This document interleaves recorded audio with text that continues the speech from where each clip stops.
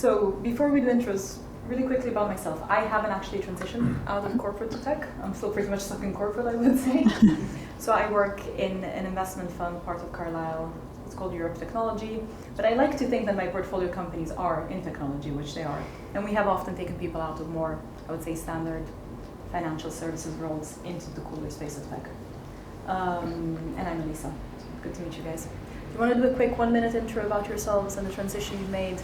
Yeah. And I'll stop using the word transition at this point. The change. Cool. I'm Efftichia Dower. I think my caveat to the answers to my questions is I'm a lawyer. And I was in one of the big firms to train and did corporate law in, I guess, a corporate environment there, and have since made the escape to the tech world. I think one of the questions is about it, but it was all very lucky with me. I think I was really excited to try something new, and I've got a very squiggly career path. I went into legal editing, started my own company, started working freelance for friends who were running, establishing tech companies in Australia of all places. And then through those opportunities came into tech law, which I really, really love. I'm currently at an IDV provider, so lots of AI and lots of fun regulations, if you can believe it. So yeah, that is me. Awesome. So my name's Corinne. I started in KPMG. I did 5 years there, became a qualified accountant, and then I've been in the tech space for the last 12 years or so. So I transitioned from KPMG into Go Cardless as their first head of finance. I then have held a number of different sort of finance-based roles. The last 4.5 years, I've been at a cybersecurity company, a little bit like yourself, called CallSign, where I ran all the fundraising and IR there. At the end of February, I left there and I basically started up on my own. So I do fractional CFO work, but I also help companies with their fundraising needs as well. Yeah. Pretty straightforward. Hi, I'm Irina. So I work actually here at Kolleno as head of partnerships, but also wearing multiple other hats, depending on how the day goes. I started in investment banking in actually financial sponsors group, and then spent 10 years in debt financing, and then I found myself in tech. Fantastic. So Effie still identifies as a lawyer, which is interesting, but you don't as an accountant anymore, hopefully. Well, I am an accountant by training, yeah. I guess it's just kind of the role evolves, and it's not necessarily accountancy that I do on a day-to-day basis. It's more like commercial finance. So. Exactly. So I think maybe less for Effie and more for you guys. How do you feel the skill set to get into these other jobs has evolved, or the way you've presented at least your skill set to new employers? So I guess maybe for myself, and the piece on the transition, because I say I went from KPMG to Go Cardless, and this was back in 2013 when trying to get into tech, and tech was young and early, was very difficult, and it was quite challenging at the time. And everywhere I interviewed, they were like, you need experience of being in the finance team. And I was like, okay, well, I can't get experience unless someone gives me experience. And so I said to the guys at Go Cardless, they were hiring for a head of finance. I went through all the interviews. At the end, they were like, no, you don't have experience. And I was like, I will work for you for free for 3 months.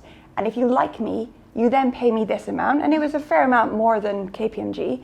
And if you don't like me, then I'll go back to KPMG. And I said to KPMG, look, I'm looking to move to this company. It's a bit of a risk. We'll see how it goes. And they were like, okay, if you want to come back, we'll give you a letter that basically says you can come back into one of these kind of departments or teams. And the reason I'm sort of saying this is sometimes when you're trying to make the move, you have to take some bold decisions. But I would say the skill set that I've found that's kind of underpinned everything I've done in my career has been based around sales and selling yourself, selling your story, selling the narrative. I think that for me is, and now in fundraising, I sell the finances of a company to investors. So that for me has always been the critical skill. I don't know about yourselves.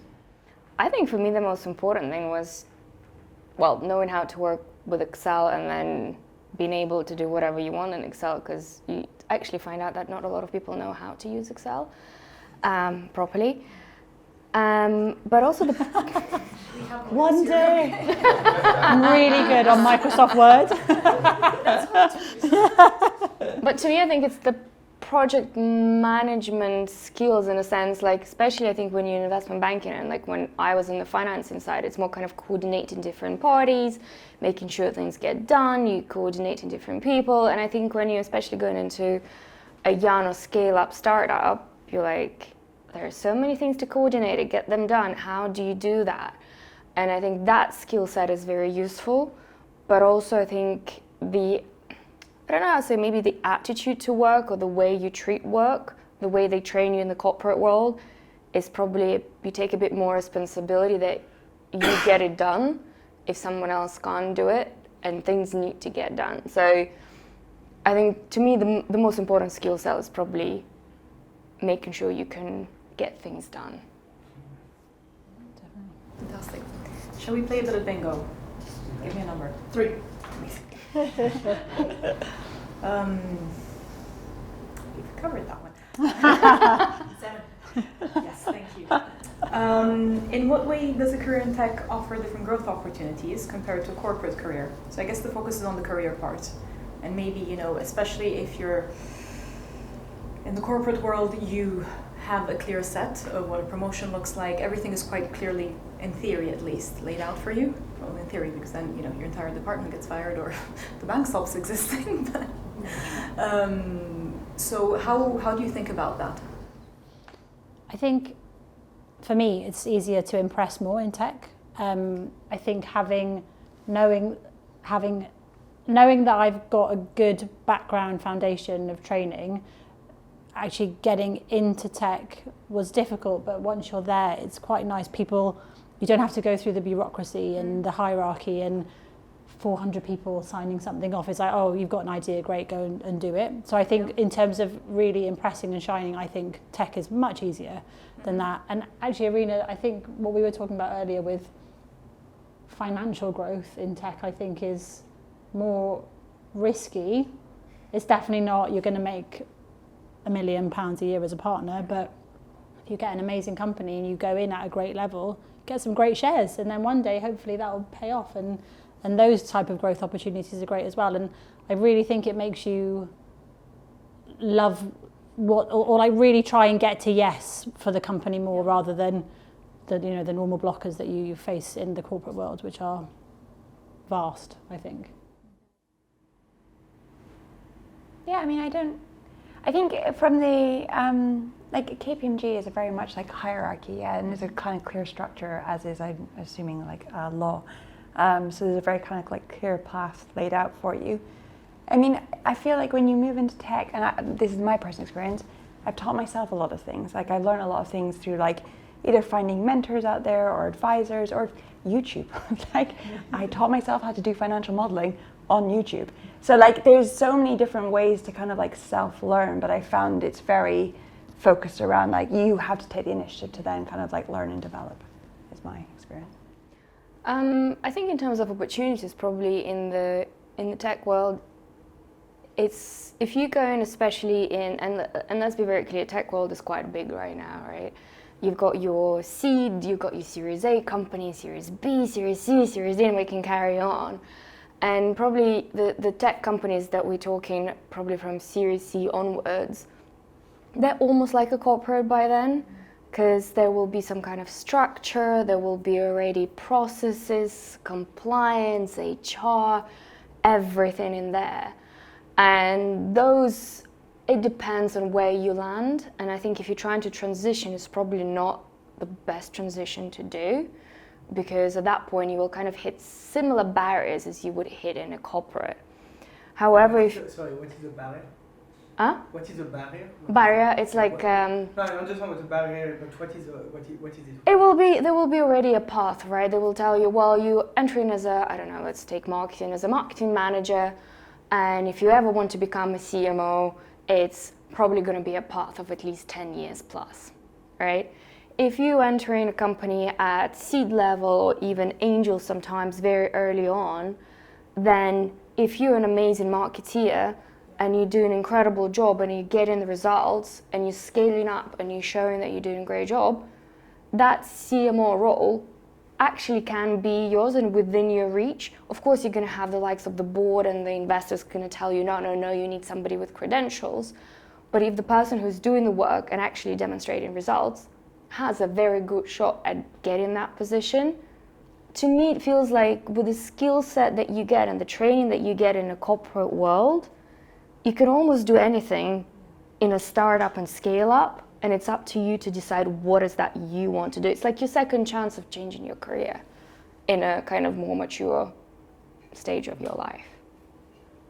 I don't know. Yeah, I agree. I think it's good to find out what type of companies you want to go into as well in terms of growth stage, because where I am at the moment, I joined when it was high growth, it was really exciting, and actually my team is totally saturated with people around my level. So then, and now no one's IPOing. So where do you grow from that? But then then there's the argument that the tech world is small and you can make networks, etc. But it's a really good thing to think about before you make the leap.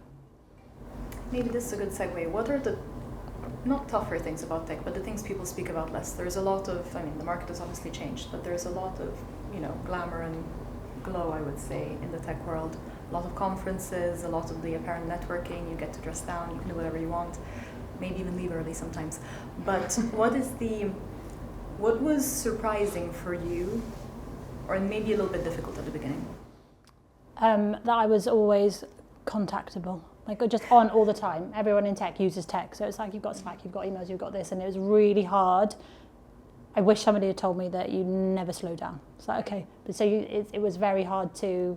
I think you're more protected in the corporate world. Mm-hmm. I don't know if you guys agree, but I think since COVID, I'd say, yeah, because they had to embrace tech to function. Yeah. So I'd say maybe not, but I totally understand where you're coming from. Yeah. Like, at least where I was before, we didn't have Slack. We had everything else. Yeah. Slack was too cool for the corporate, so we didn't at least have that. So I can't imagine adding that on top of it. Yeah. And other. Yeah, it's just for workload management. If someone pinging you on everything, you're like, yes, I know, it's going to be there. Wait. I think that's also why the word boundaries has increased so much, not just amongst Gen Z, but also in the world of work. Set your boundaries, and that resonates with me so much. Corinne? I think there's something always broken in tech. Yeah. There's always something on fire, and everything's a high priority, and therefore that is exhausting. And I do see a lot of people are like, I only have so many kind of cycles of going from call sign was 50 to 400 people. There's only so many times you can do that before you're then just this is tiring, because you grow in abnormal sort of ways, and then you need to fix things around it, and then things break again, and then things are on fire. So for me, it's more the firefighting. Yeah, and then being highly accessible with the firefighting. Yeah. I think it's all of those, and I think to me it's and it's kind of coming back that depends on which stage you're in, but when you're scaling, and if you've been with a company from kind of a very early stage, then you get entrusted a lot of things, and people trust you that you can handle it. And then suddenly, even your title says X, but actually in reality, you're kind of like an octopus with everything everywhere. And then on each day, you've got people coming up to you from different corners and be like, can I have you for 5 minutes? Can I have you for 5 minutes? Can we talk about this? Can we talk about that? And you're like, well, my to-do list was at least those 10 tasks for the day. And guess what? I haven't got even to a single one of them because I was trying to answer everyone's question. And at that point, you're like, I think that's what I find really difficult, that you always have something to solve, to firefight. Something is not working. There might be an unhappy client, or there might be a partner that's just giving you a referral, and you need to jump on that referral because you can't leave it for 2 hours because it looks like you're not responsive. And I think managing that can be difficult. Okay, now the opposite. What do you really not miss of the corporate world? We get a couple each. For me, I used to have to record my time in 6-minute increments, so I'm very happy to leave that behind. Yeah, that's gone, thank God. Yeah, bureaucracy. Yeah. Yeah. Exactly. Yeah. I think it's bureaucracy and in all honesty, politics. And I think politics and bureaucracy kind of kick in also when you become a slightly bigger corporate, because at that point you already have the team that's been there from the beginning, and breaking into that team is always going to be more difficult if you're part of the team from the beginning. And to me, yeah, I don't miss the politics. I'm a very straightforward person. I'll tell you what I think about you, and I don't want to play any games. My next one was going to be, what advice would you give people who are trying to make the transition? Irina maybe is the more recent one. Yeah. Well, to me, transition actually was a bit more. I always wanted to. I've always been quite entrepreneurial, and I always wanted to start my own business. But then, I guess, never had the guts of doing so.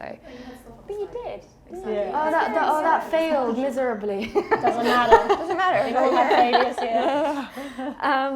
And so, I was never comfortable with the corporate kind of world. That it's quite rigid. You sit in your own kind of cell, and you do this. Cell. Well, you know how they cube. That's how they draw you, right? In the picture where you go and where you suddenly then disappear from. And so I guess the key for you is to understand is, and it's going to sound quite generic, but what do you actually want from life, right? Do you just want to be clocking in and clocking out, doing your job, and even I guess as a banker, you will be doing more, you will be always exposed, but are you doing something that's making you happy, waking up every day that you're so excited, or you're waking up and going, God, another day, what am I gonna do? And I remember when I moved into Kolleno, and bear in mind, I started doing customer success, and trust me, coming back from an investment banking background and telling people where to press a button, that was a challenge. I was like, seriously, people don't understand that is how it works? But even then, I remember I was waking up and I was like, you know what? It's so cool because I could see the difference the product was making to the people. It made me happy to see that actually, you know what? People were happy to use it. People were seeing the difference. Whereas, I guess if you're closing a financing transaction, it's another person saying, hey, congratulations, you've raised $3 billion, fantastic. But you don't really see where that money is going, what that's doing. Whereas here, there is a personal impact. And I think for me, it's always been important. Am I doing something better or different? And am I making myself a better person? And I've learned so much in the past 2 years, guys. I know all the language that you used to do in using the finance world, and now I can talk to you about what is an ERP, what is an AP solution, what is, I don't know, a compliance management solution, and all those different things that I was like, what is Jira, what is HubSpot, what is the, and it's like, to me it used to be completely like a world that I would never touched. So I think it's up to you to kind of think, what is that you want to do, and what makes you actually tick? In a very long-winded answer. Sorry, can I just ask, so what was the trigger for you guys in terms of making the transition? As you mentioned, in terms of what do you want out of life, or what was the trigger point for all of you? I was bored as hell at KPMG. To the gouging your eyes out with a blunt spoon, I was at that stage where it just, everything moved so slowly, and everything was like, it just felt like I was treading water. And the problem was, not the problem, but the tech scene was young and there was things happening, and I was like, ooh, that's the world, yeah, I want to be in right now, because like there's just a lot of accountability and responsibility, and things move quickly and you can shape those things. So for me, I was beyond bored at KPMG, and you can take on as many initiatives internally at these corporates, but like they do not fulfill you. That was my experience. Yeah, I don't know. I was miserable. Bored, miserable. Honestly, I used to go home and cry every night. And the moment I realised I had to quit was I was walking into work and I was like, if I got hit by a bus, I just have like 3 weeks off. Wouldn't that be nice? And I was like, there is something wrong. And I realised if I didn't make the jump, I would never do it. So I just had to get out.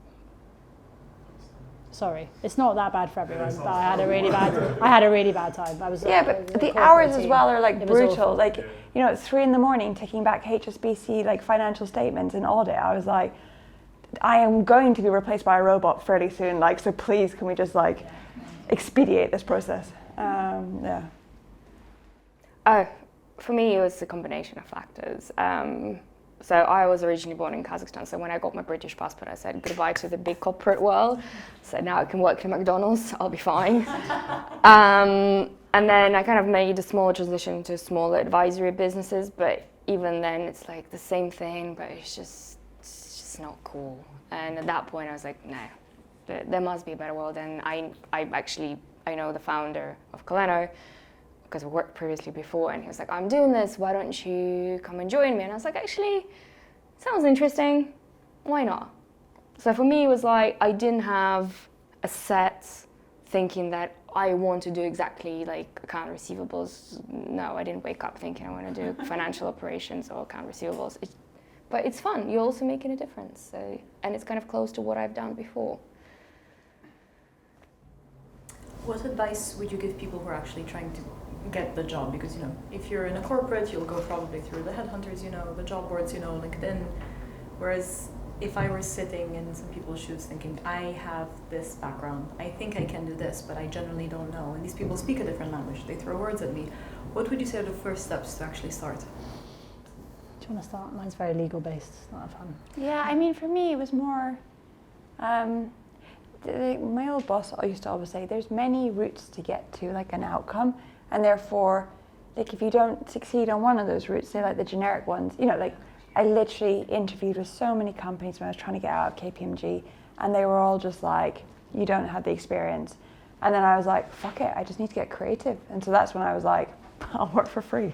But like, That's amazing, by the way. But you have to I did not know that story before. Yeah, but like you have to sometimes just choose a different path, or like pick something that's just a bit more kind of out there, just to lever your way into a situation. So yeah, I'd say, and I also found as well, like once I was in GoCardless, the number of like CFOs, like actual CFOs, whereas I was not a proper CFO at the time, that I would reach out to on LinkedIn and be like, hey, can I take you for a coffee? Like, I'd love to pick your brains on this. Like, and people love to help. Yeah, they do. They really want to help. So like actually my network then became this awesome network of really great CFOs who are then like, oh, this company's looking over here, and have you thought about this over there? And actually that was when I was like, okay, that was another route that could have got me into one of these companies, is like just networking the crap out of these kind of like spaces. So you just kind of need to get started, throw yourself out there. Yeah, 100%, yeah. Also, if I hire anyone into my team, I really love a good LinkedIn page. Like, not a bullshitty LinkedIn page. I like to see what you're posting about. Like, what you're passionate about. Are you actually passionate about working with me, or you just want to work remotely? Like, I don't want to hire you if you just want to work remotely. So I do really enjoy a LinkedIn search and just making sure everyone's like posting quite fun things. I think it's nice. Like, show me what you're posting about. So I was interviewing like a gaming lawyer, and his posts were incredible, and he'd made a website. I was like, you're awesome, like this is really cool, like work on it. The algorithm is great. LinkedIn algorithm is the only one I go by. I think it's really good. Get out there more. I think for me it's just network, because at the end of the day, and maybe the easier way to get into tech is knowing someone that knows someone else that's already in tech, because if there's more of a personal connection, they're more likely to give you that 5 minutes, that's 10 minutes. And yes, people always like to help, but if a friend of yours introduces you and says, by the way, a friend of mine is looking to move into tech, can you spare them 10 minutes, 15 minutes for a coffee? They would never say no. But don't turn up then with very random questions, be prepped. Like, that's what I would say. People will give you time once, but they will not give it twice if you don't impress them on the first time. And be authentic in those meetings, because you can smell BS a mile off, can't you? When people are asking for a coffee and you sit down, you're like, no, I don't have a job for you. Like, do you actually want some advice, or we're just here to chat about you for a while? I don't like those. Like, come prepared. But what you're also saying, I think, Irina, is like it's less of there is a role, do I fit the role 50-70% according to your gender and the way you've been brought up. I guess it's more about there is an opportunity, and then if you find yourself in the right place, you can shape it to something that might work for you, or they might take a risk. Again, going back to my wonderful VP of Finance, I would not have hired him. I'm so grateful to have him now. It's fantastic. But there's a lot of situations like that. And I think also if you are in a tech company, your managers, your environment are very likely to train you, invest in you, if they like you as a person, if you show passion, if you've been around for long enough, whatever it is.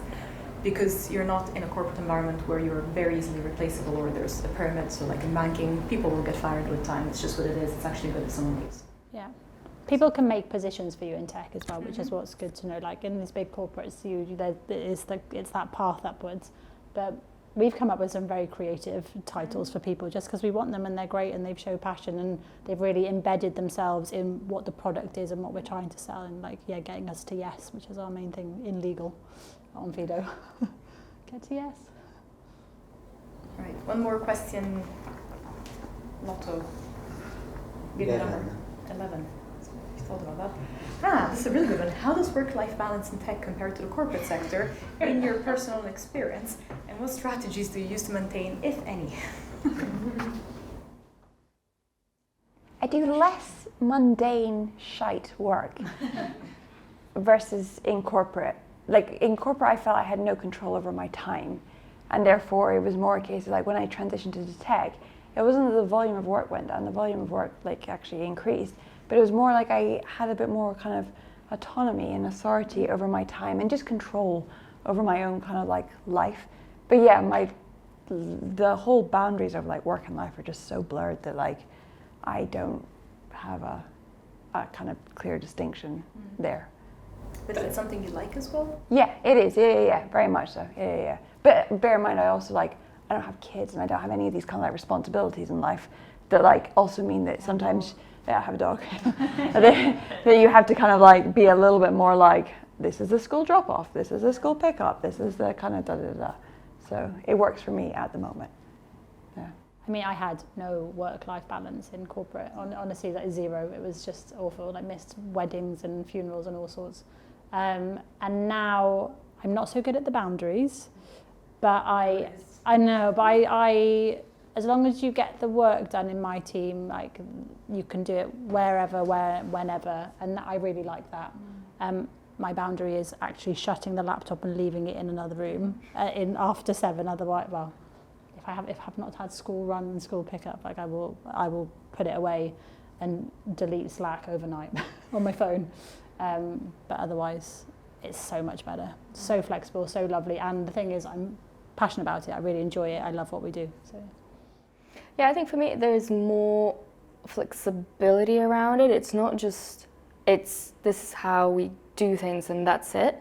Of course, we say, okay, this is how we do things and everything else. But if there is something that you really need to get done or you've got an important event, then there is that flexibility. Or if you need to go to the doctors, you do that, but you just get it done. Whereas like in a corporate, even to go to the doctors, like, are you interviewing? No. Have you got your tie on? Yeah. And so I think I agree with both of you, that with Corinne and Effie, there is more work, but as long as it gets done and everything's urgent and everything's important, but it's just up to you to kind of say, okay, these are really important things, and what is really important for me maybe this week, what's important for me next week. There's nothing like somebody overnight going to come up to you and say, well, you're not doing a good enough job on this deal, here are my comments, and you're like, okay, thanks, and then what? So from this perspective, I think it's better. Where I find it difficult personally for me is to completely switch off. So even when you go on holiday, I'm guilty of just reading all the emails in the morning and in the evening and then replying just randomly. But apart from that. Any questions from you guys? Yeah, I have one. So from the moment you guys decided you want to transition, how long did it take?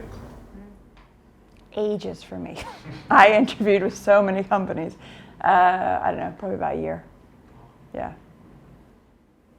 Yeah, probably similar to about a year before I even kind of decided that this is the right thing. Mine was quite quick. But it was down to luck, and they needed a replacement. So probably 6 weeks. Wow. Yeah. Personally studying yourself, or was it trying to get into the company and then build on the knowledge when you're in the company? So was you doing personal studies throughout that year? No. In tech? No, I wasn't. No, I was literally just interviewing like a crazy woman. Yeah. Like, I was like, I went through every like VC that I knew about, and then all their portfolio companies and the stage that they were at, and then I literally like LinkedIn message like most of the CEOs, and then any roles I found on their like jobs board, I would like apply for them. So like it was a very involved effort. That's really good. Yeah, it was. Yeah, I wanted out of KPMG. Committed. Yeah. But how did you do it with KPMG? Of like, you can come back if Yeah. you want. How? I've never heard that in corporate life. That's how good she is. In fairness, like there was one partner that I did a lot of work for, and he was like, I like really rate you, and therefore, yeah, he wrote a letter that was like, if she was to come back, she would come back into my team, like over here. So, yeah. Yeah, I think that's the most impressive thing I've ever heard, in all honesty. Can you imagine, like, I'm quitting Goldman, but can I come back? I'm also don't burn my bridges. I think one thing in tech that I really like is, you know, the phrase like jack of all trades, master of none, which I actually don't like. In tech, you can do that, but not like a jack of all trades. There's a word that someone made up, multi-potentialite. Like you have that ability to, Irina was saying earlier, really lean in when you want to lean in. Make work. If you don't want to make a work stream, don't make one. But where you spot a gap, you can be the one to say, I'm going to fix that. I'm very guilty of that on Fido. I'm actually leaving next week, and my God, my handover is like, here are all the the gaps I've spotted, and now I need to hand this all over to everyone. But it's been really fun because it's nice to be able to do other things that you wouldn't ordinarily do in your day to day, and that those opportunities are there. I'd say in the smaller startups, though, to be honest, rather than the bigger scale ups. Other questions? I have one.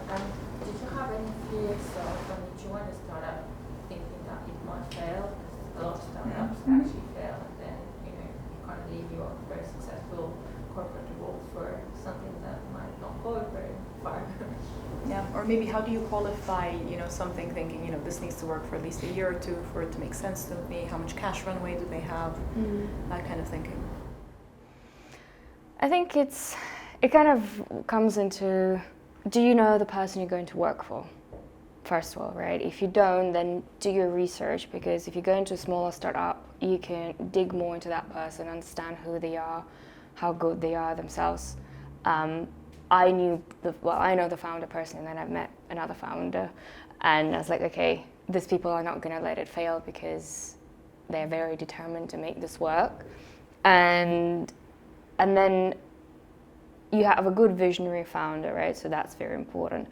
Number two, ask yourself a question: are you actually living a very successful role, or are you just happy because you're getting paid well and that's it? So I think there are two different things to kind of think about. If you are very happy where you are in a corporate world, then I would almost question why are you moving if you're happy.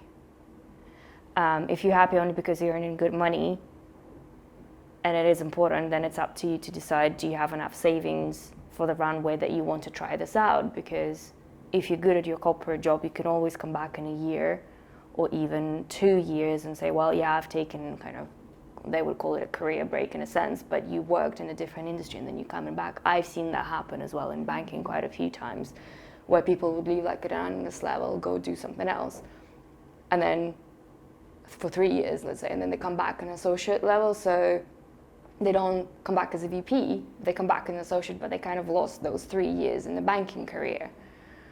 And it's up to you whether you want to take that risk, I think. And then you do your research, right? You kind of understand the product the company that you want to work for. You don't just choose, oh, they're looking for this. You kind of want to see who are their competitors. Are they doing a good job in the market? Who are their clients? Can you even message maybe some of their clients just randomly and say, hey, I'm thinking of buying this product, what do you think, right? It's up to you to do your due diligence as well, and then to make that decision, because no one ever in a startup is going to say, well, my startup is going to fail. No, but to the point specifically on cash, like if you go and see who their investors are, and if they're the top tier 1 investors in London, like Carlisle, but like Balderton, Excel, Passion, Frog, like all the kind of like well-known like VC names for the early stage companies, then you at least know they are well backed, and there's probably a chance that these guys would like have done serious amounts of FDD over them before making the investment.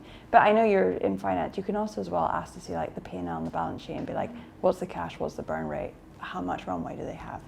I think when you're in I mean, the risk is always there. But when you're out on Fido, we have weekly all hands meetings, we call them, where it's very, very open about what the revenue is, what our cash flow, it's actually really nice to be like, you're all in it together. And I much prefer that. It doesn't feel like anything is hidden, which is, I would never have been privy to that at Freshfields. I'd have been like, who are you? Like, get away. Which I actually think is really nice. And our CFO sits down with us every week and explains the figures, which I think is awesome. Yeah, but I mean, at the end of the day, Lehman Brothers went under. Patisserie Valerie, I think, has gone under. Like, SVB went under. Like, you could be made redundant in corporate world like that. Yeah, exactly. It's, I wouldn't say you're necessarily de-risking it by going into tech, but you're not de-risking it by staying in corporate per se either. And once you're in tech, that's it. Then the new opportunity comes. Yeah.